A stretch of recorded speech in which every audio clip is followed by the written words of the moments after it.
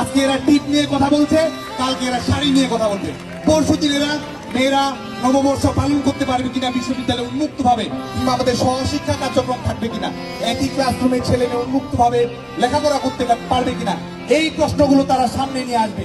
বিশ্ববিদ্যালয়ের ফ্রেন্ড লিস্টে ফান্ডামেন্টালিস্ট নামের কোন ফেক আইডির বন্ধুদের এই ঢাকা বিশ্ববিদ্যালয়ে প্রয়োজন নেই। এই আমরা মনে করি যে এরা টাইম লাইনে একরকম, ইনবক্সে আরেক রকম।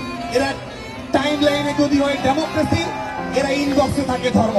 এরা টাইম লাইনে যদি হয় লিবারেল, এরা ইনবক্সে কনজারভেটিভ। এরা টাইম লাইনে কাওয়ালি, ইনবক্সে তালেবানি। এই ফেক আইডির বন্ধুদের বিরুদ্ধে ঢাকা বিশ্ববিদ্যালয়ের শিক্ষার্থীদেরকে রুখে দাঁড়াতে হবে। নারী শিক্ষার্থীদের প্রতি আমাদের আহ্বান থাকবে যে আপনাদের মনে রাখতে হবে যে শুধুমাত্র ধর্মকে লেবাস করে যারা রাজনৈতিক এজেন্ডা বাস্তবায়ন করতে চায় তারা নারীদেরও শত্রু, ঢাকা বিশ্ববিদ্যালয়ের সকল শিক্ষার্থীর শত্রু। ঢাকা বিশ্ববিদ্যালয়ের শিক্ষার্থীরা অবরোধ বাসিনী হওয়ার জন্য এখানে আসেনি।